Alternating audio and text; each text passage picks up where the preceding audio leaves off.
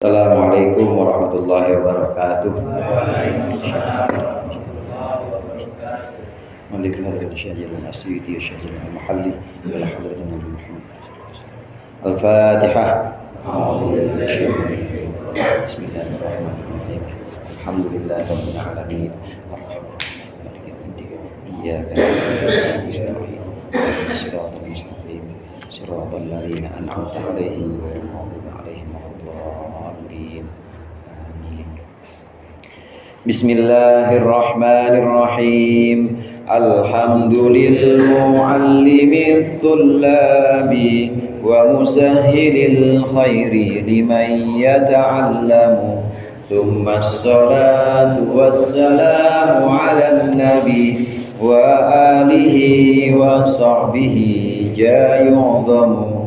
Ya Rabbana kaffir 'anna dhunubana wa walidina wa liman huwa muslimu. Nad'uka Allahumma ilman nafi'a min yawmina ilal hisabi yaqumu. Amin amin amin wa ya fattahu. Amin amin amin wa ya alimu. Bismillahirrahmanirrahim. Alhamdulillahilladzi hadana li hadza wa ma kunna linahtadiya laula an hadanallah. Asyhadu an la ilaha illallah wahdahu la syarika lah wa asyhadu anna Muhammadan abduhu wa rasuluh.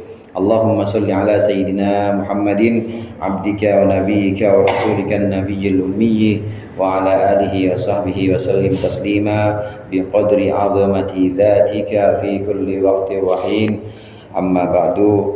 Segenap jamaah Masjid Al-Ikhlas yang dimuliakan oleh Allah, alhamdulillah malam hari ini kita berkumpul kembali untuk melanjutkan pengajian kita, yakni kitab Tafsir Jalalain. Mudah-mudahan apa yang akan kita pelajari menjadi ilmu yang bermanfaat dunia akhirat. Amin ya rabbal alamin.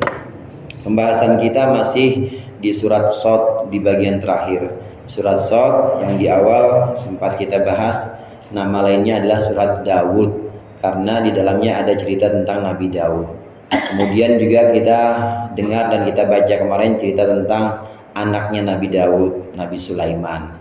Ada juga kisah sedikit tentang Nabi Ilyas dan Nabi Ibrahim. Ada banyak cerita di sini. Nah, yang minggu lalu atau 2 minggu kemarin kita bahas, ini adalah cerita terakhir, kisah terakhir. Ini sudah bagian akhir dari surat Shad. Kisah terakhir yang kita bahas atau baca di ayat ke-70, kira-kira ayat ke-74 sampai terakhir ini adalah kisah tentang perintah Allah kepada para malaikat untuk sujud. Sujud kepada siapa, Pak? Sujud kepada, bukan, sujud kepada Adam. Ini kalau saya kasih ulangan gimana ini? Perintah sujud kepada Nabi Adam. Ini kisah yang terakhir yang ada dalam surat Shad. Surat Shad ini banyak kisah, dan kisah terakhir ini adalah perintah sujud.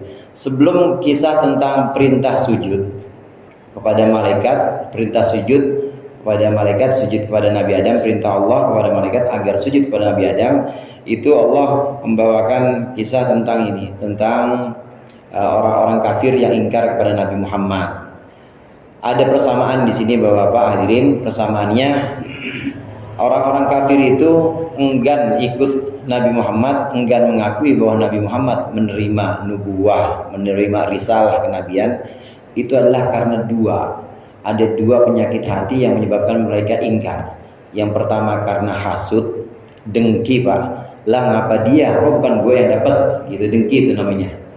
Lah kok dia yang dapat, orang tuaan gue sih, ngapa dia yang dapat, namanya dengki.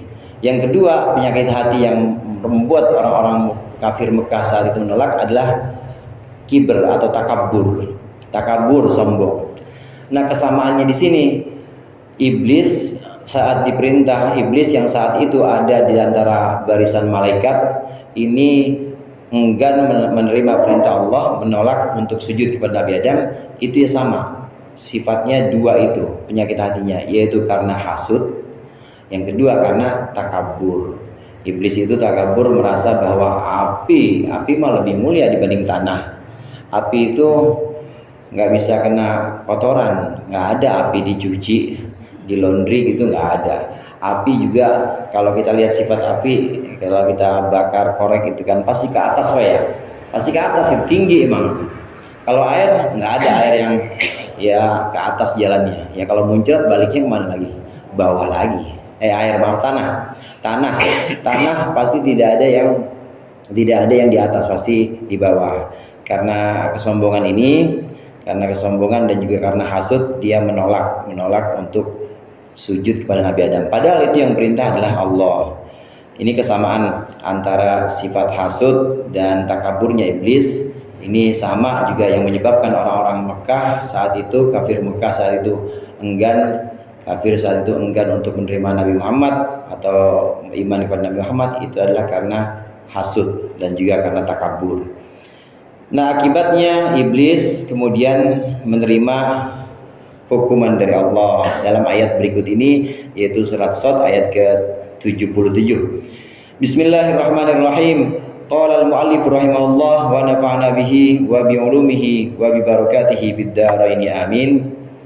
Qala fakhruj minha fa innaka rajim wa inna 'alaika la'nati ila yaumiddin.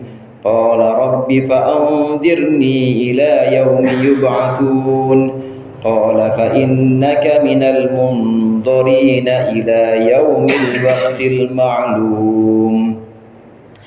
Qala berkata Allah berfirman, fakhruj minha, maka keluarlah engkau wahai iblis, minha darinya, maksudnya minal jannati, keluarlah engkau dari surga. Wa qila minas samawati, ada yang mengatakan keluarlah engkau dari langit.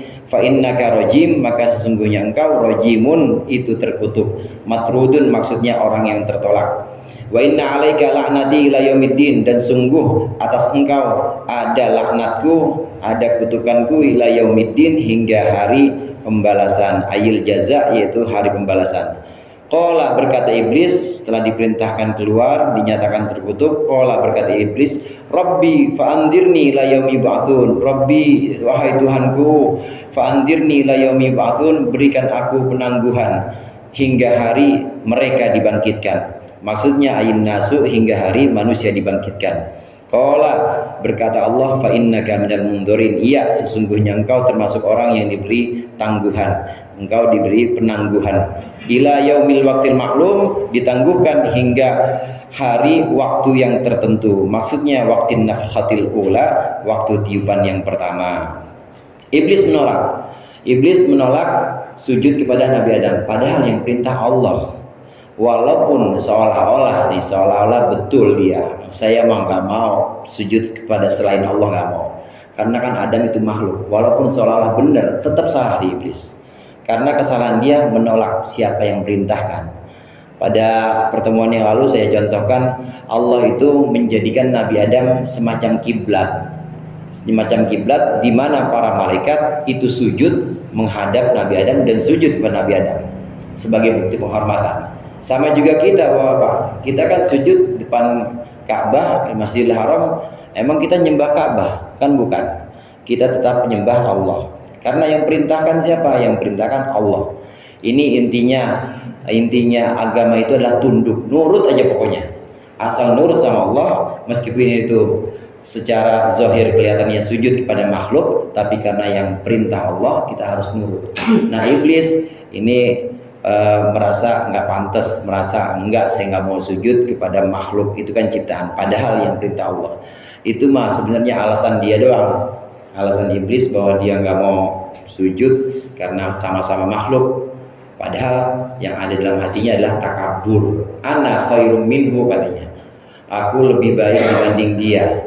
Engkau ciptakan aku dari api, dia kau ciptakan dari tanah. Itu dasarnya takabur sama dengki, Pak, hasud.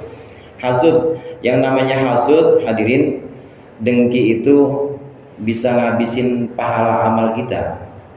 Iyyaka wal hasad, sabda Rasulullah. Fa innal hasada ya'kulul hasanat kama ta'kulun narul hatab. Kata Rasulullah, hati-hati sama sikap dengki ini. Hati-hati sama sifat dengki. Dengki nggak senang, artinya orang terima nikmat kok nggak senang. Orang rajin ngaji dia nggak senang. Ada orang terima rizki, dapat mobil baru dia nggak senang. Itu namanya dengki. Dengki itu benci kalau orang dapat nikmat dari Allah dan pengen supaya nikmat itu hilang. Pengen supaya nikmat itu hilang. Ada orang punya tangganya dapat mobil baru. Yang ada dalam hati dia, wah biar tabrak tuh mobil, biar kecelakaan dah. Itu yang begitu dengki namanya.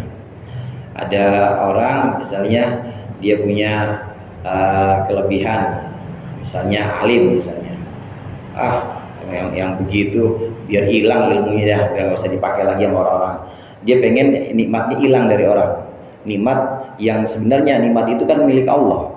Nikmat itu Allah berikan sesuai dengan kehendak Allah kepada siapa aja. Dia yang bukan punya nikmat nih, si orang hasud ini nih, orang yang dengki, dia yang nggak punya nikmat, kok bolehnya dia yang melarang-larang atau dia yang pengen-pengen hilang itu nikmat. Namanya hasud. Hasud dan takabur inilah yang menyebabkan iblis diusir oleh Allah. Pergi, keluarlah engkau iblis. Satu kaul pendapat para mufassir ahli tafsir mengatakan pergilah engkau atau keluarlah engkau dari sorga. Ini menurut pendapat ulama yang mengatakan bahwa peristiwa ini ada di surga. Iblisnya ada di surga.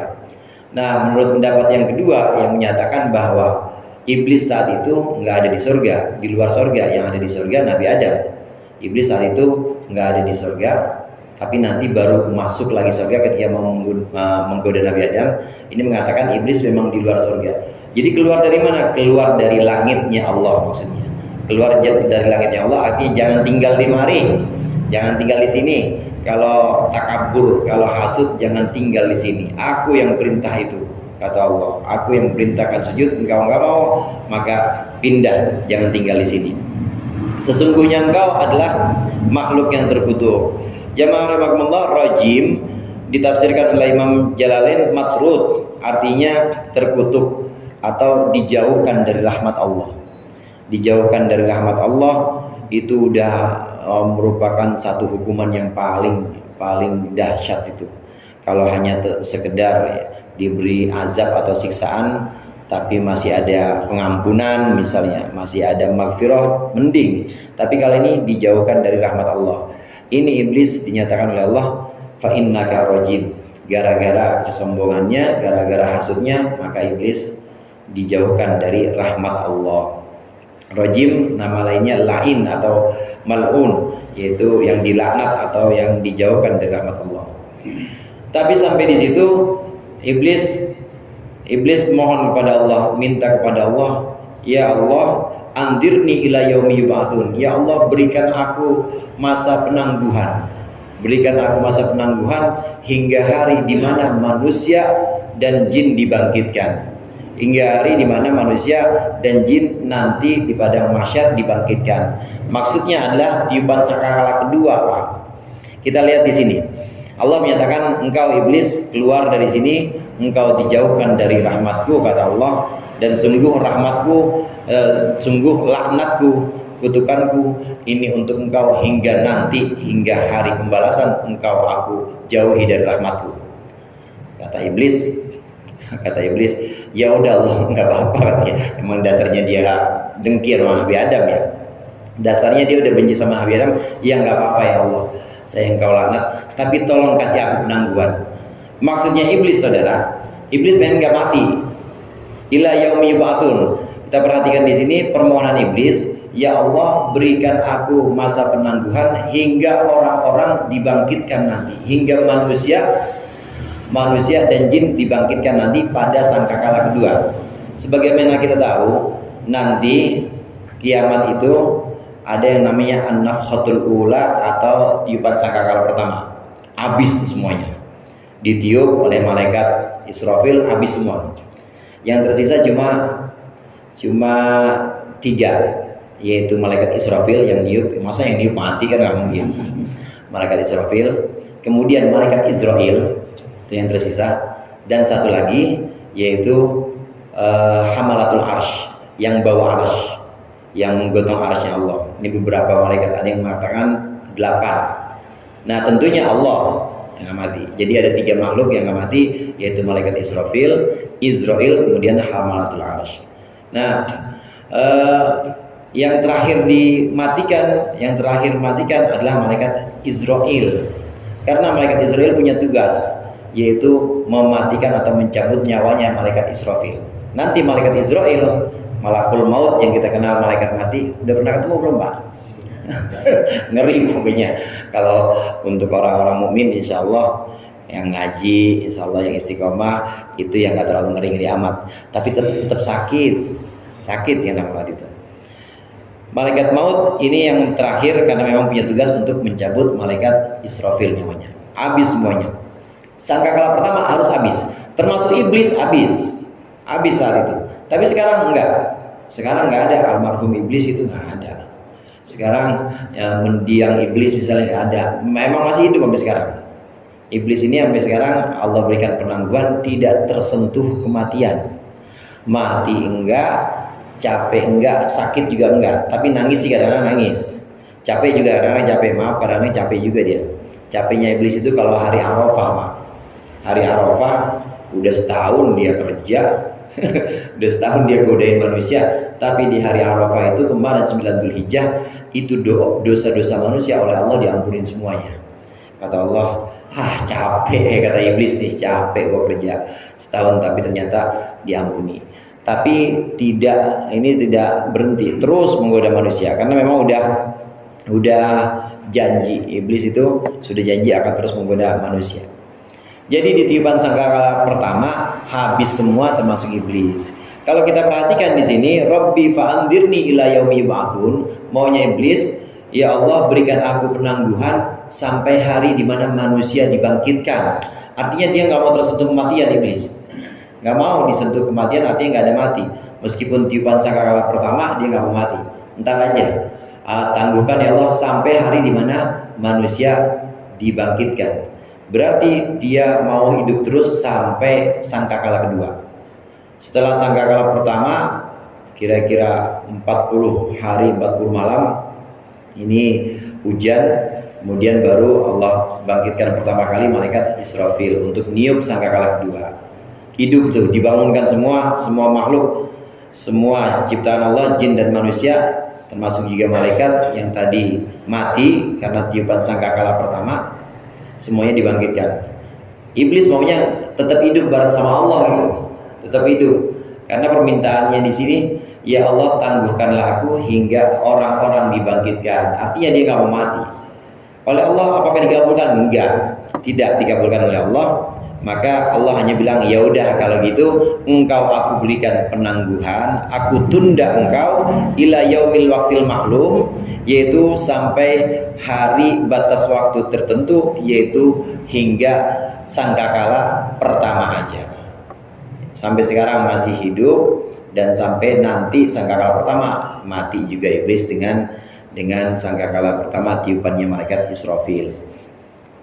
Nah inilah permohonan iblis, permohonan yang sebenarnya dia menuntut tapi tidak akan diperkenankan oleh Allah karena memang udah Allah tetapkan bahwa semuanya harus binasa, harus mati semuanya.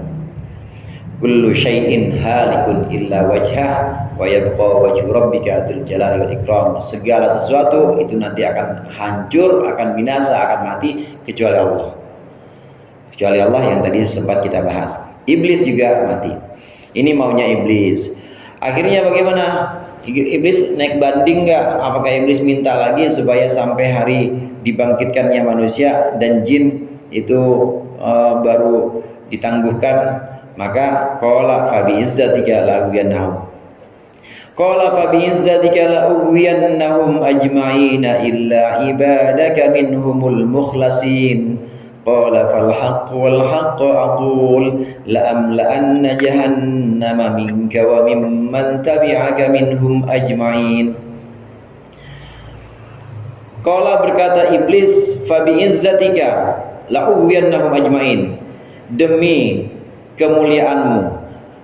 kemuliaanmu ya Allah, la ughwiyannahum ajma'in, sungguh aku akan sesatkan manusia, sesatkan keturunan Adam semuanya, illa ibadaka minhumul mukhlasin, kecuali hamba-hambamu dari mereka yang ikhlas, ayil mu'minina, kecuali orang-orang mukmin.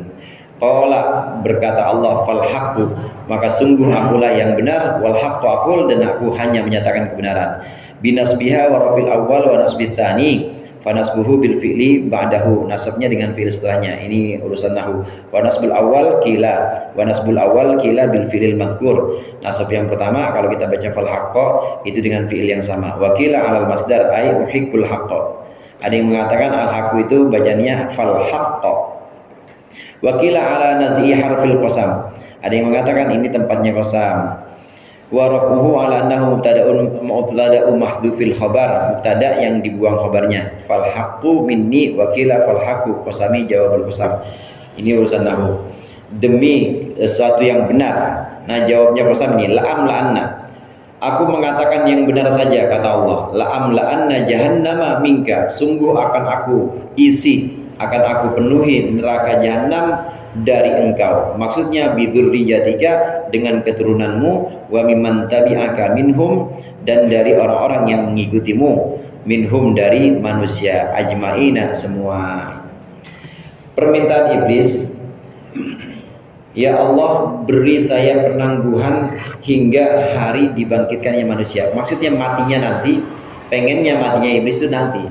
Pengennya matinya iblis ketika manusia-manusia dibangkitkan, jin-jin juga semua dibangkitkan, di tiupan sangkakala yang kedua, iblis baru mati. Nah, padahal itu udah fase kedua, Pak. Fase kedua udah nggak ada ini lagi, udah nggak ada kematian lagi.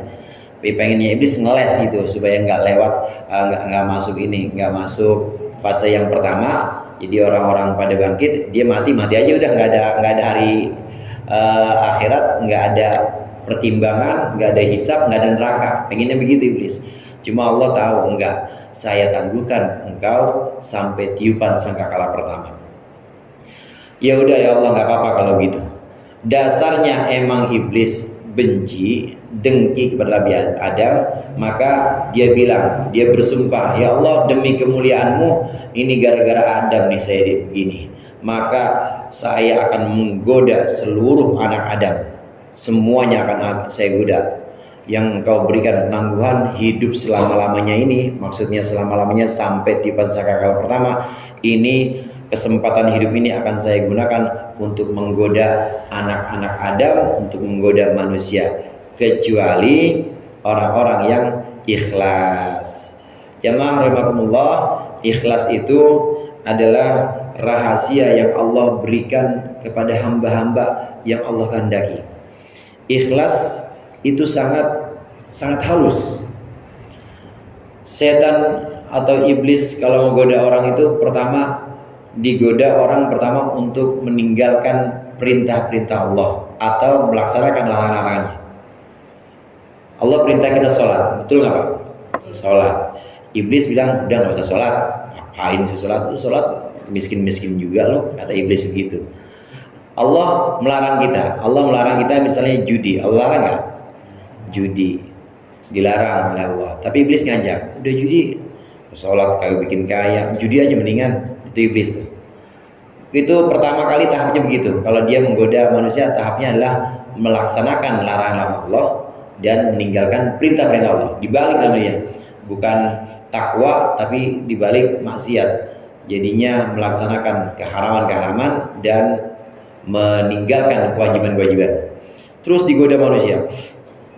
Nanti kalau jamaah ikhlas yang digoda, pasti sholat tetap. Amin ya Pak? Amin. Judi juga jauh. Amin. Tetap. Nah, tetap istiqomah jamaah, istiqomah ngaji, jauh dari judi dan jauh dari maksiat. Nanti datang lagi tuh dia iblis, setan datang lagi. Datang, cakep deh ente. Nggak ada orang kayak ente. Nggak ada orang yang kayak ente. Jamaahnya terus, maksiat jauh. Kalau kita berasa nih, iya, gua ya begini ya, nggak ada lagi deh kayak gua. Nah, kena tuh. Karena di situ udah ada takabur, udah ada yang namanya sombong. Cara iblis yang kedua, kalau tadi yang pertama menyuruh orang untuk ingkar kepada perintah Allah, yang haram-haram justru dilaksanakan. Perintah kedua, orang disuruh udah yang rajin sholat, jauhin judi, sampai kira-kira engkau itu merasa bahwa engkau lebih mulia dibanding orang lain. Iblis juga itu, godaannya begitu, nyuruh orang istiqomah, nyuruh orang terus ngaji, tapi dibisikin, udah ente doang dah pokoknya yang paling alim, ente doang yang paling rajin jamaahnya. Iblis juga. Nah kalau kita di situ tergoda, kena di situ, maka udah ya berarti kita termasuk yang tergoda. Naudzubillah. Nah yang nggak bisa tergoda bagaimana? Orang-orang yang ikhlas. Ikhlas itu hadirin memurnikan semua amal ibadah kita hanya milik Allah. Waktu kita bisa ngaji, waktu kita berhasil jauh dari maksiat, maka kita murnikan semua. Itu bukan kebolehan kita, itu bukan kebisaan kita. Kita bisa ngaji, bisa sholat, itu bukan kita yang bisa, tapi Allah yang bimbing. Kita mampu jauh dari maksiat, kita mampu terbebas dari dosa-dosa, itu bukan kita yang bisa begitu, tapi yang menuntun adalah Allah. Kalau muanya udah Allah, kalau segalanya kita udah merasa bahwa Allah yang nuntun, Allah yang jagain kita, merasa bahwa kita nggak berdaya apa-apa, maka di situ langsung Allah yang ambil alih. Artinya kita dituntun sama Allah. Kalau Allah yang ambil alih, iblis nggak berani. Udah Allah yang ambil alih. Inilah yang disebut dengan orang yang Allah ambil alih atau yang Allah urusin. Kadang-kadang disebut dengan para wali Allah. Allah urusin sampai-sampai dalam dirinya itu merasa bahwa aku nggak bisa apa-apa, semuanya hanya Allah. Bisanya aku sholat Allah, aku jauh dari maksiat Allah, Allah terus yang disebut, yang dia ingat hanya Allah. Sama sekali di situ tidak ada keakuan, nggak merasa bisa jauh dari maksiat, nggak merasa bisa melakukan taat. Kalau sudah hilang keakuan, susah nih, setan susah godainya, iblis.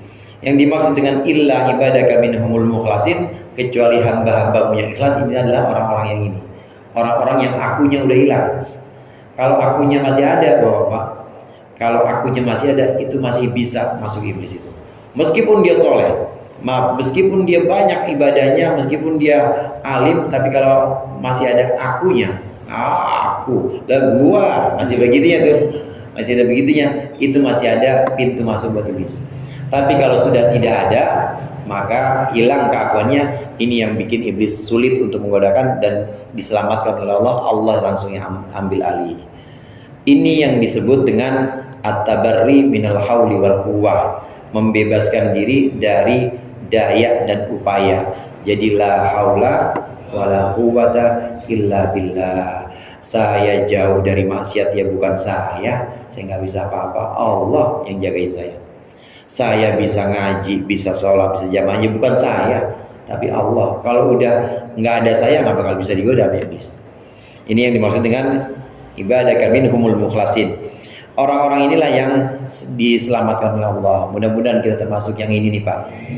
Orang-orang yang Allah berikan keikhlasan. Selamat diberikan keikhlasan karena memang menghilangkan keakuannya. Berikutnya, setelah iblis menyatakan akan aku goda semua manusia kecuali orang-orang yang engkau berikan keikhlasan, engkau lindungi dengan keikhlasan, maka Allah menjawab, ya betul, emang udah betul iblis, udah aku tetapkan.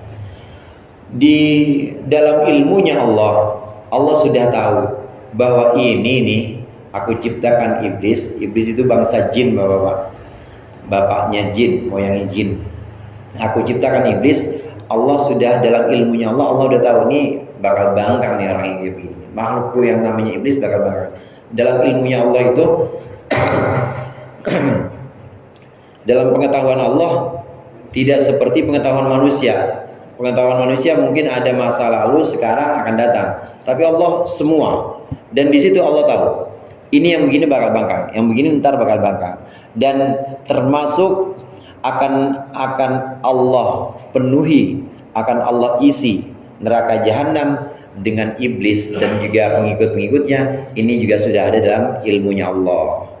Artinya itu di Lauhil Mahfuz dalam ilmu Allah itu semua sudah Allah ketahui. Kadang-kadang kita sebut sudah tercatat. Sudah tercatat bahwa ntar bakal begini nih. Dan sungguh benar perkataanku bahwa la'amla'anna jahannama minka wa mimman tabi'aka minhum. Akan aku penuhi, akan aku isi neraka jahanam dari engkau iblis dan juga dari keluarga-keluargamu. Maksudnya bangsa jin, karena iblis itu jin, bangsa jin yang mengikutimu, bangsa jin yang ingkar kepada Allah, ingkar kepada perintah-perintahnya, malah justru melakukan larangan-larangannya.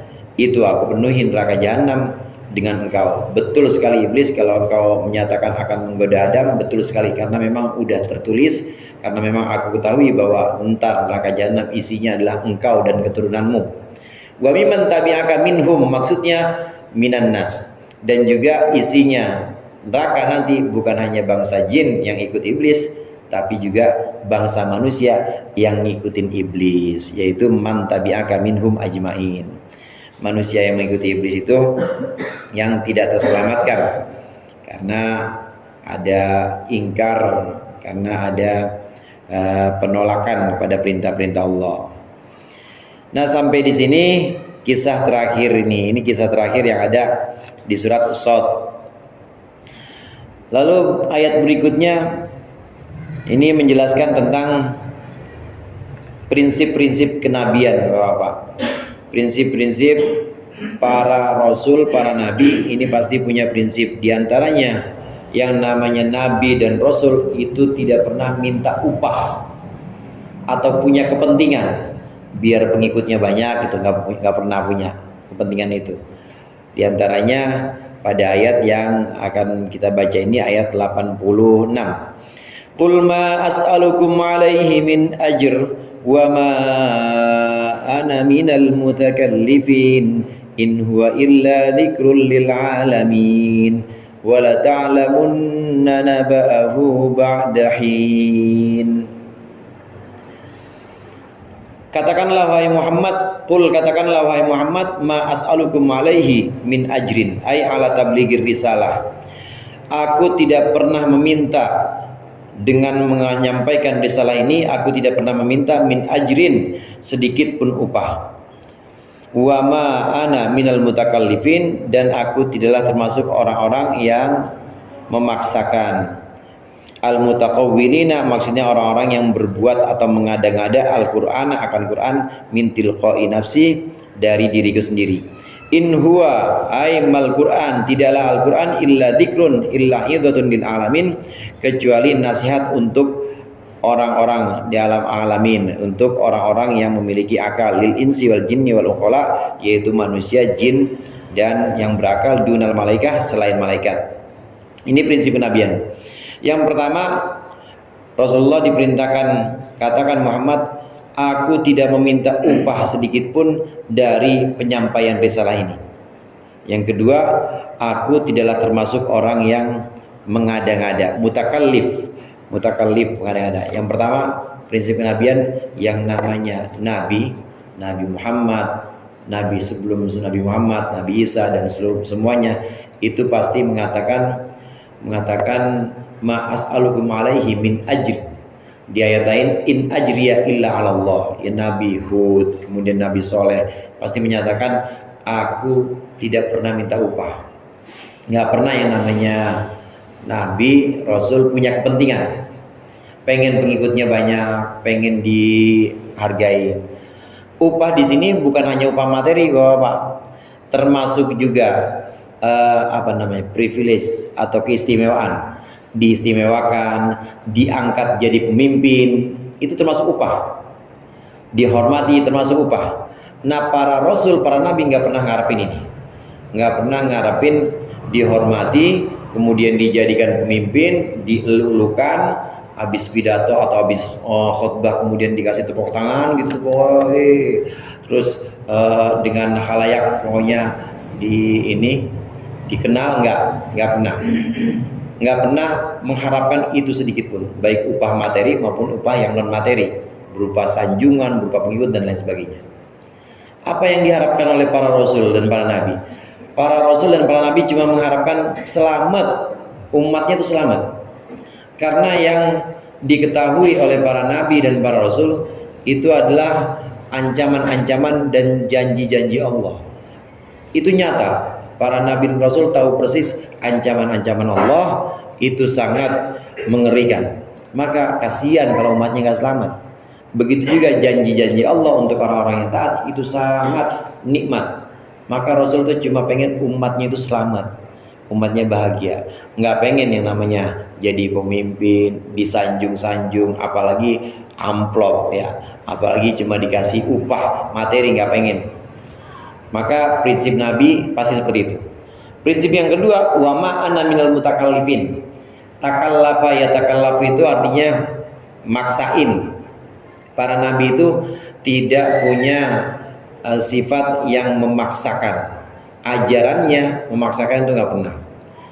Jika kita perhatikan, ajaran Islam itu adalah ajaran yang sangat sesuai dengan fitrah kita, dengan sifat-sifat kemanusiaan kita. Nggak pernah memaksakan. Dalam Islam kalau ada ajaran yang kira-kira berat, itu pasti ada solusinya, dipermudah. Orang puasa misalnya Pak, dalam perjalanan musafir, boleh nggak buka? Boleh. Pasti sesuai dengan fitrah, sesuai dengan keadaan manusia itu. Nggak ada yang memaksakan. Namanya manusia punya kebutuhan biologis nggak, Haji? Punya, apalagi masih muda-muda kayak PSP. Ada kebutuhan biologis.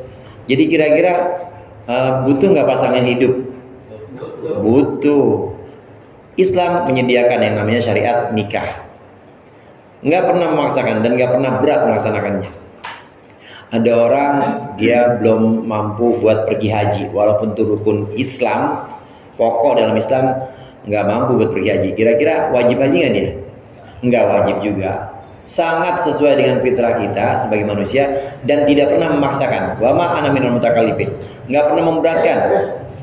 Nabi Muhammad dan juga para nabi-nabi lain itu tidak pernah memberatkan umatnya.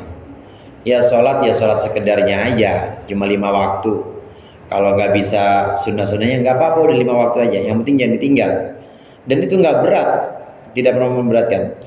Sesuai fitrahnya di sini, memang dalam hidup kita, keseharian kita, itu sebenarnya harus kita sediakan waktu sebentar untuk bertafakur, untuk merenungkan diri kita. Kita dari mana asalnya, sekarang lagi ada di mana, dan nanti kita akan kembali kemana, itu harus ada. Ini fitrah, fitri, artinya sangat sesuai dengan asal kejadian manusia ya seperti itu. Sangat membutuhkan waktu buat merenung. Nah Allah sediakan yang namanya sholat, supaya kita ngadu, supaya kita sadar bahwa kita ini akan kembali kepada Tuhan. Contoh lagi misalnya dalam ajaran-ajaran Islam. Contoh orang haram makan bangkai, kan haram. Makan bangkai itu nggak boleh. Tapi kalau kita darurat, dalam keadaan darurat, paceklik, sama sekali nggak ada yang bisa dimakan. Cuma satu-satunya ada kambing mati karena sakit juga, orang nggak ada makanan juga, kambing mati. Itu kita makan bangkai, boleh, asal buat menyambung hidup aja. Tapi jangan sampai tahap. Kalau sampai tahap doyan berarti besok nambah lagi nggak boleh. Kalau udah ada yang halal maka yang halal diambil, itu daruratnya udah hilang. Nah ini bukti bahwa wa ma ana minal mutakallifin. Nggak pernah Rasulullah itu mempersulit orang, tidak pernah. Wa ma ana minal mutakallifin. Para nabi lain juga seperti itu. Kemudian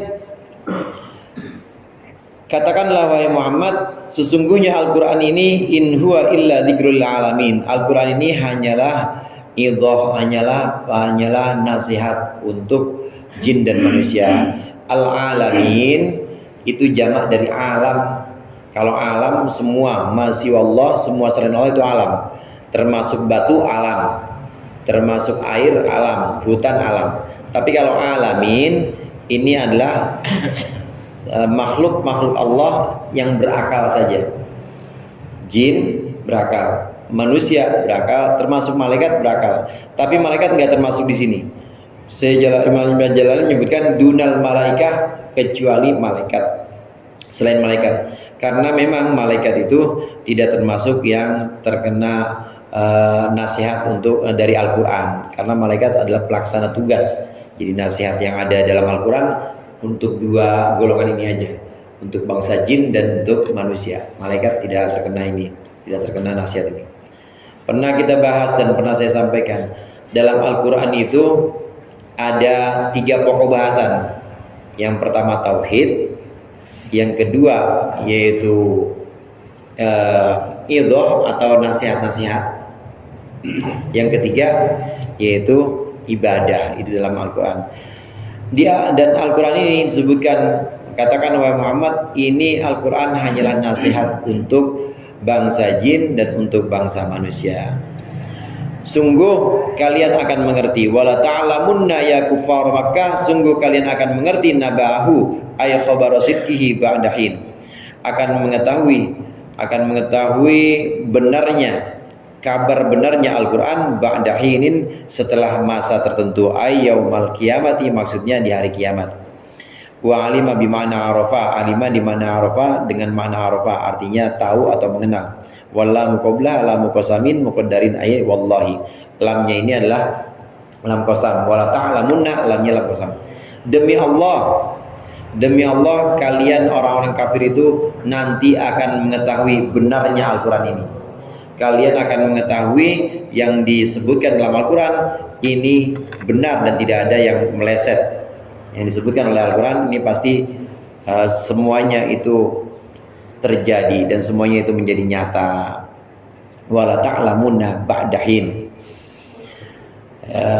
Imam Hasan Al-Basri mengatakan, Yabna Adam, Imam Hasan Al-Basri, Yabna Adam indal mauti yatikal khabarul yaqin. Wahai manusia, sungguh nanti setelah mati engkau akan mengetahui kabar-kabar yang meyakinkan. Maksudnya kabar yang pernah disampaikan dalam Al-Quran. Al-Quran pernah menyampaikan bahwa nanti ada yang namanya siksa. Al-Quran pernah menyampaikan dalam lisan Rasulullah, maksudnya hadis juga pernah menyampaikan ada yang namanya siksa kubur, ada yang namanya siksa neraka. Itu sekarang udah kelihatan apa belum, Pak? Belum. Nanti akan makin yakin kalau kita itu udah meninggal. Wala ta'lamunna ba'dahin. Pasti nanti setelah masanya engkau akan mengerti dan engkau akan yakin. Cuma waktunya kita udah tahu, yakin, udah gak ada kesempatan lagi buat kita beramal. Karena di alam barzakh kan udah gak ada amal, udah gak ada sholat, udah gak ada kewajiban yang lain-lain. Zakat gak ada, sedekah gak ada, haji juga apalagi, udah gak ada. Tapi di sana nyata semua itu. Wala ta'lamunna ba'dahin. Kalau disebutkan misalnya, disebutkan bahwasannya sholat itu adalah pemberian Allah yang sangat besar untuk orang-orang mukmin, maka sholat kita nanti di sana di alam barzakh itu benar-benar sangat bermanfaat. Sedekah kita benar-benar sangat bermanfaat di sana. Haji kita juga begitu, benar-benar nanti di alam barzakh, di yaumil akhir ini benar-benar terlihat sangat bermanfaat. Disitulah baru tahu kita apa yang pernah disampaikan oleh guru-guru, oleh kiai-kiai yang nyambung terus yang disampaikan oleh Rasulullah, ini ternyata semuanya benar dan semuanya menjadi kenyataan.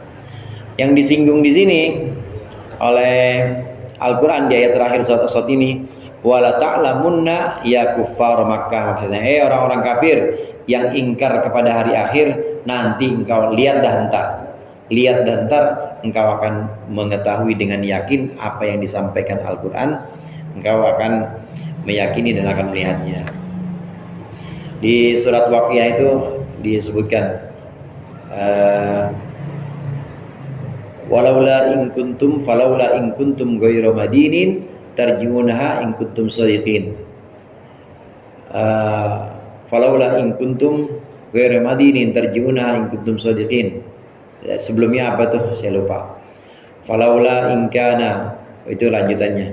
Jadi artinya begini, Pak. Kalau Al-Quran pernah menyebutkan bahwa wa anahnu aqrabu min hablil warid, kata Allah, aku lebih dekat dibanding urat nadi.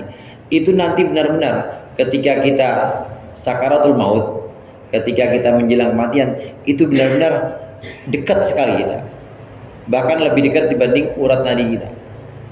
Dekat sekali kita dengan Allah, dan benar-benar nyata itu yang Allah janjikan, benar-benar kelihatan semua amal-amal kita itu.